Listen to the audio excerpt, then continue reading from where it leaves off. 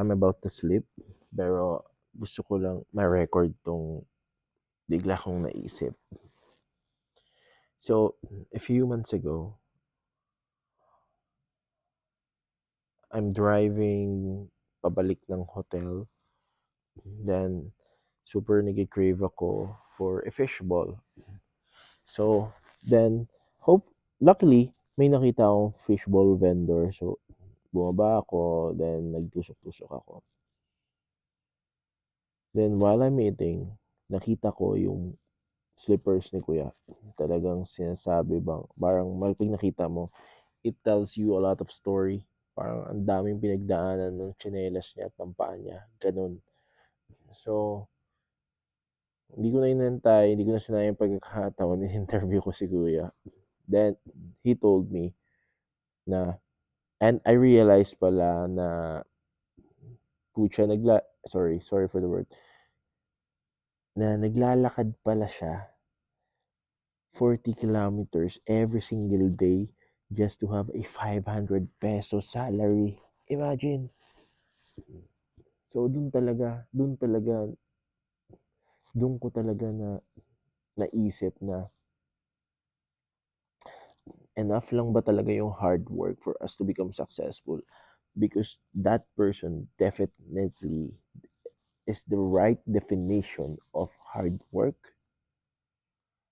Kahit ilang OT pa, ilang puyat yung gawin ko, uh, what I'm doing is still, you know, napakalayo sa ginagawa niyang hard work. Maglalakad ka ng 40 kilometers a day. Imagine, it's like joining a marathon every single day for a 500 pesos. And doon, tinanong ko talaga yung sarili ko, if enough yung hard work, dahil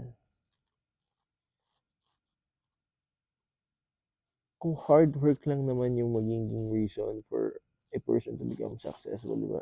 Then definitely dapat yung mga garbage collector, farmers, sila yung mas nakakaangat at nakakaluwag sa buhay, hindi yung mga taong nakaupo sa opisina. Then dun, I started questioning na yung equality, yung tinatawag nating equality. Kasi paano nga naman magkaka-equality if each of us may iba-iba tayong starting point sa buhay. Example, yung buhay ko na meron ako ngayon, for some successful people, baka failure 'tong posisyon ko, 'di ba? And for some, this is their greatest dream. And maybe dun sa mga iba, ito yung mga pinangarap nila na minsan hindi natupad. Gets niyo ba ako? Then, habang nagninilay-nilay ako, eto yung na-realize ko.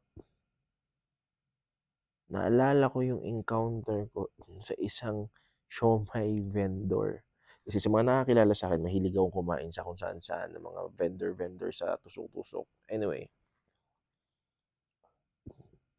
sobrang proud niya na yung anak niya gagraduate na because of her siomai. Sabi niya, consider niya na yung sarili niya na good for retirement na the moment na mag-apak na sa entablado yung anak niya. And that moment, today, parang, ano mo yun, napaisip ako na a lot of us, or hindi ko dinadamay lahat, maybe ako, I was so blinded of the society's norm or the society standard sa definition nila kung ano ba yung successful. Nakalimutan ko na may kanya-kanya nga pala tayong definition ng success. At hindi lahat nababase sa kung ano ang tingin ng society ang pagiging successful. And sa ganung konsepto, doon ko nasabi na yes, maybe may equality nga talaga yung buhay. And hard work do really may be enough for a person to become successful. Wala lang, gano'n lang ako mag-isip, gano'n lang ako ka-random.